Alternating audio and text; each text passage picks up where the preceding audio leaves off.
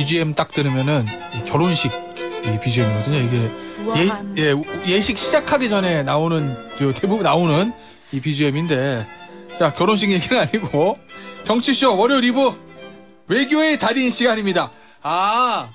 이 모 개그 프로에서 달인 나올 때 그 지금 정글의 법칙 나오는 김병만 씨가 예전에 달인으로 히트쳤을 때 그때 나왔던 BGM이라서 깔았답니다. 근데 저는 참고로 말씀드리면 그 김병만 씨 달인보다 SBS 생활의 달인을 좋아해. 네.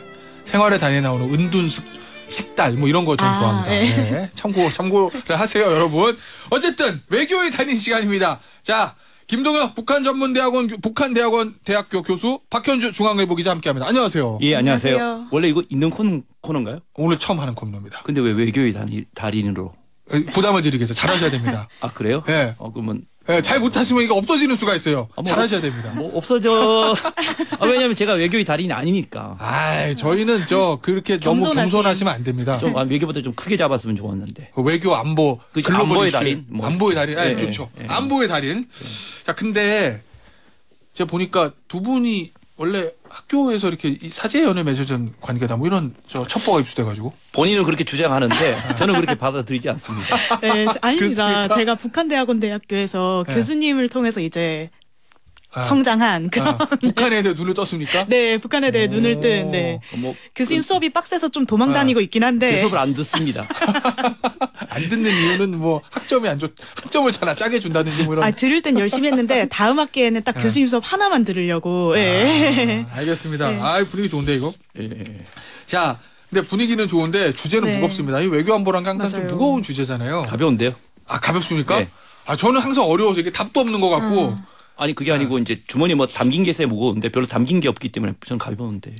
그 얘기는 이번에 G7 정상회의 윤석열 대통령이 초청국으로 받아갔지만 별게 가져온 게 없었다. G7뿐만 아니라 전체적인 우리 외교 안보가 대단히 가볍지 않나요?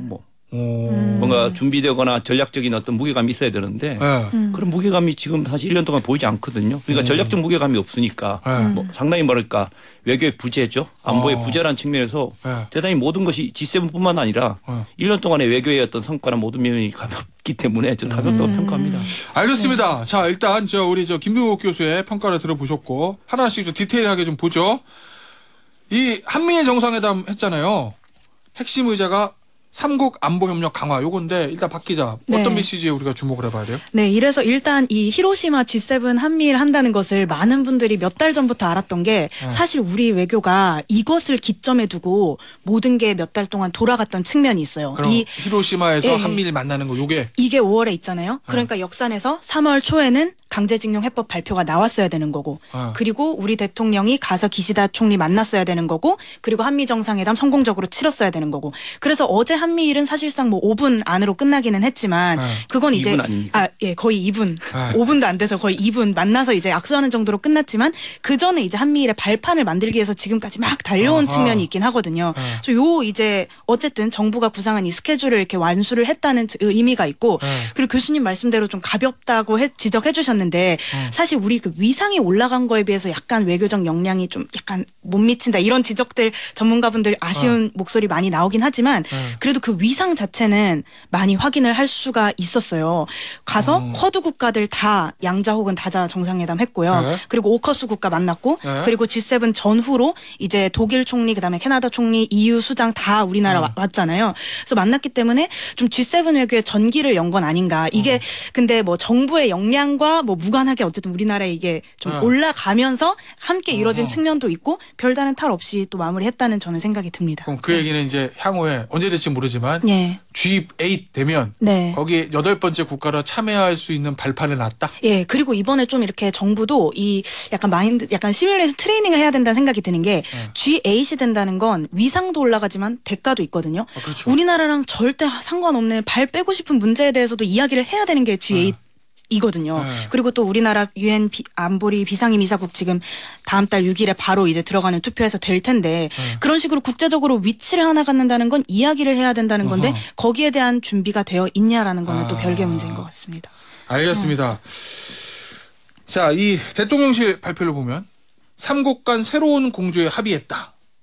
이렇게 발표를 하던데 이 메시지에 대해서는 어떻게 평가하세요? 새로운 게 있었습니까? 뭐 2분 만나고 새로운 걸 말했다고 하면 저는 뭔가 거짓말이 아닌가 싶은데요. 뭐 사전에 이 얘기 했을 수도 있고 아까 말씀을 하셨지만 이번 G7에서의 한미를 정상회담으로 보긴 좀 어렵습니다. 그냥 간단하게 만남 정도, 회동 정도로 이야기하시면 될 것 같고 그 속에서 뭔가 큰일이 벌어졌고 새로운 메시지를 만들었다고 이야기하는 것은 오히려 본인 스스로 뭐가 없기 때문에 만들었다고 하기 때문에 좀 솔직하게 사는 게 좋죠. 오히려 이제 손에 잡히는 어떤 결과 도출보다는 아까 말씀했듯이 지금까지 가지고 온 것에 대한 친분이라든가 신뢰관계를 확인해 준 정도로 이야기해 준 게 훨씬 더 좋다고 보고요. 저는 조금 더 멀리 가고 싶어요. 사실은 이게 뭐냐면 이거는 어떻게 보면 미국이 그리고 있는 그 큰 그림이죠. 빅픽처라고 하죠. 특히 이제 바이든의 그림으로 놓고 본다면 이게 시작점은 사실은 나토예요. 우리가 나토에 갔을 때부터 시작된 거죠. 그다음 이제 프놈펜으로 이어지고 그게 한미 정상회담, 그다음에 한일 정상회담이 있고요. 그다음에 이번에 G7이 갔고 이제 곧 뭐 한미를 간다고 이야기하지 않습니까? 그러니까 이게 큰 그림이 이렇게 그려지는데 이 그림이 보면 나토는 명백하게 안보의 영역에 그죠. 그러니까 사실 안보의 영역으로서 반중 반러 사실 진영으로 끌고 들어오고 이 끌고 들어온 거에서 프놈펜에서 그것이 되게 계획이 발표가 됐잖아요. 사실 이번 내용을 보면 또 중요한 게 뭐냐면 프놈펜에서 이야기했던 소위 한미일 그 미사일 정보 공유에 대한 실시간이 사실 이번에 이제 명백하게 정리가 돼 버렸죠. 이런 것들이 존재하거든요.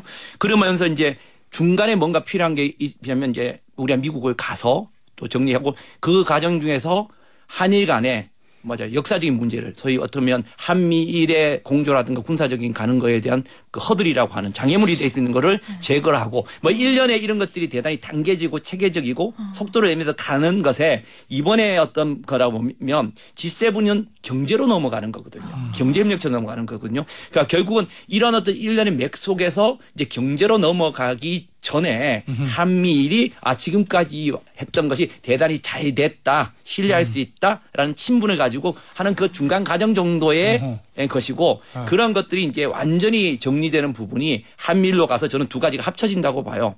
이제 한미일이 만나면 워싱턴에 만나게 되면 많은 분이 한미일 군사 안보 협력에 관련된 이야기를 하겠지만 전 두 가지라고 봐요. 한미일 군사 안보 협력에 관련된 게 당연한 것이지만 경제 협력 중에서도 소위 반도체 협력이라는 부분이 있죠. 예, 소위 말해서 이 두 개가 합쳐져서 만나는 지점이 그러니까 워싱턴에 가서 그래서 결국은 나토로부터 시작된 소위 한미일의 소위 말해서 중국을 중심으로 우측을 태평양 쪽을 커버하고 있는 측의 군사적 경제적인 어떤 소위 말해 한미일의 어떤 강력한 동맹 체제 이런 것들을 완성시키려 나가는 것들의 중간 과정 거의 마무리 단계에서의 G7에서의 회동이 아니었는가라고 생각이 됩니다. 저는 개인적으로 뭐 긍정적인 측면이라고 보기도 있지만 대단히 우려스러운 방향으로 가고 있는 게 아닌가라는 생각도 합니다. 저는. 우려스러운 방향이라는 건 최근 언론 보도를 보면 그렇게들 많이 표현하더라고요. 우크라이나 전쟁을 기점으로 해서 시작이 됐는데 이번 G7을 통해서 이 자유민주주의 국가들과 권위주의 체제 국가들 간의 신냉전이 시작됐다. 우리는 이제 자유민주주의 국가들과 완전히 한편이 됐다. 뭐 이런 표현들이 있는데 맞습니까? 뭐 정확히 말씀드리면 신냉전이라는 것은 전쟁에 관련된 부분이긴 한데 물론 이제 요즘 냉전이라는 것 자체가 꼭 그러니까 군사적인 전쟁뿐만 아니라 여러 가지가 있지만 사실 우크라이나 전쟁이 신냉전의 시작점이라고 놓고 보면요. 이번에 G7은 신냉전을 넘어서 경제적인 부분까지 포함해서 진영화의 어떤 그러니까 두 가지죠. 신냉전과 진영이라는 이 두 가지 개념이 이제는 거의 고착이 돼서 아까 말씀드렸듯이 그 첫 번째 측면에서 소위 말해서 군사적인 측면, 안보적인 측면에서 우리가 이쪽 진영으로 이쪽으로 넘어간 게 나토에 참가라고 본다면 이제 G7에 와서 이렇게 한 것은 경제적인 측면까지 포함된 거죠. 이제 결국 우리는 양쪽 측면에서 그러니까 이 어떤 경제적과 안보의 측면에서 이 나토를 거쳐서 G7으로 오는 이 과정을 통해서 완벽하게 한쪽 진영을 선택한 뭐 전략적인 어떤 태기를 했다는 측면이 있고 반면에 그런 측면에서 놓고 보면 대단히 분단 국가로서 뭐 모든 국가는 그렇죠. 이번에 뭐 마크롱도 마찬가지고 독일도 마찬가지고 전략적 자율성이라는 걸 갖고 있는데 분단 국가로서 심전을 가져야 돼 전략적 자율성을 우리가 포기한 게 아닌가라는 그런 점에서 저는 대단히 걱정이 됩니다. 사실. 교수님 수제자로서 첨언하자면 진짜 좀 이번에 되게 그 주목을 받았던 게 우리가 미중 간의 디커플링 이야기 하잖아요. 근데 이 용어가 이제 디리스킹으로 바뀌었거든요. 그렇죠. 위험 제거로. 그러니까 약간의 톤다운 아니냐는 분석이 있고 그리고 미국도 중국과 1대1로 맞붙는 거는 부담스러우니까 자꾸 G7이나 이렇게 동맹과 우방으로 함께 규범으로 큰 틀에서 압박하자는 거잖아요. 그리고 뒤로는 설리번이 가서 그 왕이 다 만나고. 관계에서는 메시지도 좀 나왔더라고요. 네, 그러니까요. 그래서 우리도 이렇게 대중관계 이런 것도 관리를 좀 해가고 적어도 우리 입장을 소통은 해가면서 이걸 이렇게 진전을 시켜야 되는 거 아니냐라는 이야기들이 있습니다. 네, 유명한 것 같아요. 네, 알겠습니다. 요거 하나 좀 여쭤볼게요. 이 기시다 총리하고 박 기자, 윤석열 대통령이 어제 한국인 원폭 희생자 위령비 공동 참배했는데 이게 어떤 의미가 있는 건지 좀 정리 좀 해보죠. 근데 전 깜짝 놀랐어요. 우리나라 대통령이 일본 가서 여기 참배한 게 처음이라면서요. 맞아요. 뉴스 온 더 블락에서도 얘기하셨는데. 저는 한 번은 했었을 만한데 왜 그동안 안 했을까라는 의문과 어쨌든 이번이 처음이라는 거잖아요. 네, 원폭 피해자 중에 말씀 아까 하셨듯이 강제징용된 사람들도 상당수 포함이 되어 있는데 사각지대에 있었던 게 사실이고 그리고 오히려 일본이 좀 원폭 피해자 관련해서는 본인들의 아픈 과거도 있어서 그런지 이제 뭐 치료를 해주기도 하고 이렇게 그나마 다른 강제징용 분야에 비해서는 조금 지원이 있었던 편이기는 한데 그래도 일본 총리도 굉장히 그 오부치 이후로 처음이고 우리나라 우리나라 대통령은 거의 처음이고 그리고 이 히로시마 자체가 군항이었잖아요. 그러니까 그렇죠. 사실상 병참 기지로 활용이 됐고 그래서 말씀드렸듯이 그 강제징용 희생자들의 그런 아픔이 묻어 있는 건데 요거를 근데 너무 나가가지고 강제징용 뭐 희생자 피해자들에 대한 뭐 과거사에 대한 사죄를 했다 이렇게 보기는 저는 아닌 것 같아요. 일본도 그런 의도로 한 것도 아니고 우리도 거기에 대해서는 이걸로 뭐 약간 이걸 이렇게 대신 해석하듯이 그런 식으로 하는 거는 아닌 것 같고 그냥 요건 요 자체로 봐야 할 것 같습니다. 저는 뭐 개인적으로 사실 아까 말씀드린 처음이라고 그랬는데 처음인 이유가 있을 거라고 생각해요. 우리 대통령이 과거에 뭐 보수 진영이든 진보 진영이든 이쪽에 대한 관심이 없었던 것은 아닐 거고요. 또 우리 제2교포라든가 또 과거사 문제라든가 강제징용 특히 히로시마의 이런 원폭 피해자들에 대한 아픔을 우리가 공유하지 못했던 건 아닙니다. 분명히 관심도 있었고요. 그렇겠죠. 있었는데도 불구하고 굳이 여기를 가지 못했던 이유는 분명히 존재했다고 봐요. 그거는 뭐냐면 한일의 과거사 중에서 방금도 얘기했지만 히로시마가 갖고 있는 그 지역 자체가 우리 강제징용이라든가 우리의 여러 문제가 있거든요. 그러니까 어쩌면 이번에도 마찬가지 같이 갔지만 과거사에 대한 추가적인 언급이 없었잖아요. 사실요. 계속 그러니까 사죄를 해라 막 이렇게 강요하는 게 아니고요. 근본적으로 뭔가 서로 공유할 수 있다고 한다면 그 과거사에 대한 걸 해야 되는데 이게 왜 안 갔냐면 자칫 잘못하면 일본이 자기들이 희생자 코스프레를 하는 거거든요. 맞아요. 근데 우리가 그게 사용되는 측면이 존재를 해요. 그러니까 그걸 아니더라도 이번에 놓고 보면 좀 재밌는 게 뭐냐면 미국이 그러니까 이번에 G7을 히로시마에 하면서 오히려 일본 스스로가 자기가 원폭의 피해자, 2차 대의 피해자라는 걸 이야기를 하고 있거든요. 근데 역사적으로 보면 미국을 막 공격하는 거, 그래서 핵 없는 세상 이렇게 하는 걸 놓고 보면 그런 것들에게 자칫 잘못하면 우리가 이용당할 수 있고 우리의 본질적인 어떤 역사 문제에 대한 어떤 인식 문제가 생기기 때문에 이런 점을 우리가 갔다고 해서 물론 이제 이왕 갔으니까 이 문제에 대해서 그러니까 긍정적으로 해석할 부분을 긍정적으로 해석해 주지만 우리가 근본적으로 역사적으로 가져야 될 인식이나 문제의식을 전 놓쳐서는 안 된다고 봐요. 맞아요. 알겠습니다. 알겠습니다. 저 후쿠시마에서 있었던 일 하나만 더 짚어볼게요. 박 기자. 젤렌스키 대통령 만났어요. 이게 보니까 원래 사전에 준비됐던 건 아니라고 뭐 이렇게 보도가 되는 것 같던데. 맞아요. 사전에 그랬던 것은 아닌데 이제 아무래도 젤렌스키가 왔으니까 당연히 뭐 이루어지지 전격적으로 또 히로시마를 방문했으니까 만나지 않을까 싶었는데 뭐 비살상 물품 지원한다 이거는 지금까지 우리는 살상 아닌 비살상은 계속 지원을 해왔던 거거든요. 근데 그동안에 있었던 뭐 인도적 지원 이거보다는 조금 더 나간 거 아니에요? 아닙니다. 그냥 똑같아요? 비살상은 계속 지원하고 있었어요. 지뢰 제거라든가 이런 하고 있었어요? 사람을 죽일 수 없는 무기는 계속 하고 있었어요. 논 리설 웨폰. 그런데 이제 그거를 계속 유지하겠다는 거고 젤렌스키는 당연히 살상무기 지원을 요구를 했죠. 그리고 젤렌스키가 왔을 때도 그 방공 시스템 관련 지원을 방안에서 이야기를 했었잖아요. 근데 아직까지는 우리는 좀 선을 긋고 있는 것 같고 이게 사실 분기점에 접어들었다는 분석하시는 분들이 많잖아요. 서방의 지원도 지금 여력이 딸려가고 있고 그리고 러시아의 힘도 빠지고 있으니까 언제 이렇게 전쟁이 마무리되지 않을까 하는데 그래서 우리는 재건 얘기를 더 하고 싶어 하는 것 같아요. 이게 또 어제 그게 나왔죠. 하나의 장이잖아요. 전쟁을 그렇게 활용하면 안 되지만 어쨌든 재건 시장이 열리면 거기에 대한 재건 플랜 이야기에 우린 좀 더 방점을 두고 일단은 살상무기에 선을 그은 걸로 보입니다. 알겠습니다. 자, 북한 이야기 좀 해보겠습니다.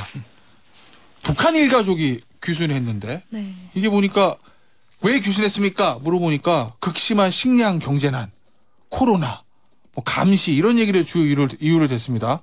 그럼 지금 북한 상황이 그만큼 어렵다는 거. 이거 목선 타고 귀순했으면 진짜 목숨 걸고 내려온 건데. 궁금해요, 진짜. 물론 NLL을 통해서 넘어왔다는 것은 탈북 경로는 대단히 위험한 경로를 선택을 했어요. 그리고 뭐 가족 단위라는 점에서는 이 탈북 자체를 이렇게 쉽게 볼까 폄하할 건 아닙니다. 예. 그런데 사실 북에서 넘어오신 분들 귀순 동기를 물어보면 죄송하지만 뭐 국힘에 지금 의원을 하시는 분도 아마 똑같은 답변하셨던 걸로 저는 기억나요.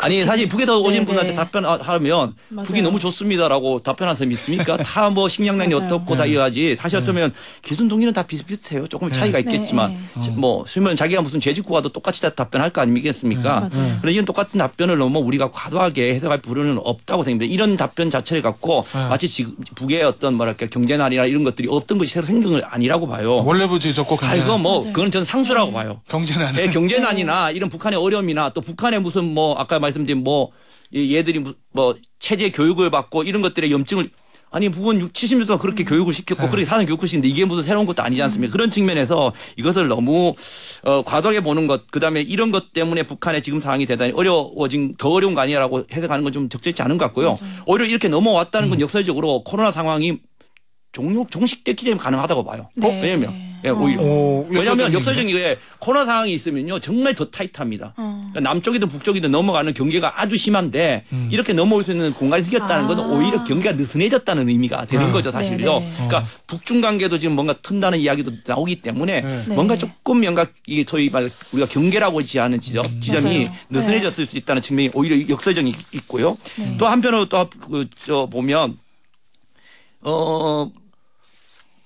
북한의 새로운 세대, 우리가 새 세대라고 하는 우리로 보면 MZ 세대죠. MZ 세대와 관련이 있을 수도 있다는 측면에 우리가 좀 주목할 필요가 있다는 거예요. 왜냐하면 결국은 뭐 과거에도 똑같지만 이번에 넘어온 거 보면 유치원에 관련된 이런 것도 물론 있습니다만은 뭐 방송을 보고 넘어왔다 똑같지만 결국은 이번 세대들이 결국은 북한의 MZ 세대거든요. 20대, 30대 세대가 몇 명이 포함되어 있죠. 그러니까 주도를 했다고 이야기하는 측면을 놓고 본다면 이런 향후에 북한이 지금 현재 김정은 시기에 많은 걸 변화시키고 인민대중 제주를 간다고 한다 손 치더라도 지난 2020년 이후에 소위 북한 주민에 대한 세 가지 어떤 뭐랄까요.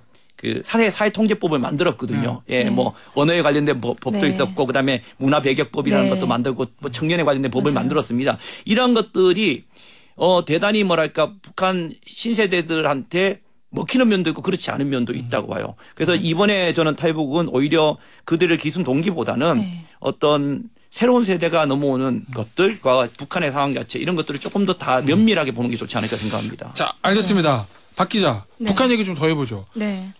갑자기 또 G7이네. G7 정상회담 할 때 북한의 무모한 대응을 강력 대응한다 이런 메시지 나왔잖아요. 근데 북한이 조용하다며요? 맞아요. 아직까지 발끈할 것 같은데 왜 조용하지? 중국이랑 러시아는 엄청나게 발끈했는데 북한은 조용했는데요. 저는 거기에 대해서는 노코멘트 하겠습니다. 왜냐하면 우리 방송하는 뭐 이 다음에도 북한은 언제든지 메시지 낼 수 있는 것이고 그 의도에 대해서 이야기해도 다 이제 좀 뇌피셜 이 되거든요. 그래서 일단은 기다려 보는 것으로.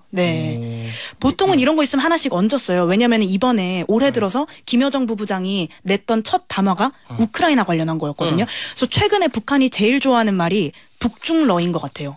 사실상 이 세계 구도를 알면 어떻게 중러랑 북한이 같은 반열이겠어요. 그렇죠. 그런데 이제 본인들이 계속 김여정 선에서도 우크라이나 관련한 목소리 많이 내고 뭐 UN 관련해서도 때리기도 정말 과거보다도 횟수가 늘고 이런 식으로 그 딱 공고히 올라가고 싶은데 그래서 G7 딱 그리고 북한의 뭐 정찰 위성 임박한 거를 겨냥한 듯한 문구라든가 그다음에 제가 또 글자 수를 좀 세봤더니 21년, 22년, 23년 이렇게 G7 오면서 점점 커뮤니케에서 북한 규탄하는 그 문구 자수도 늘었거든요. 비중도 늘고.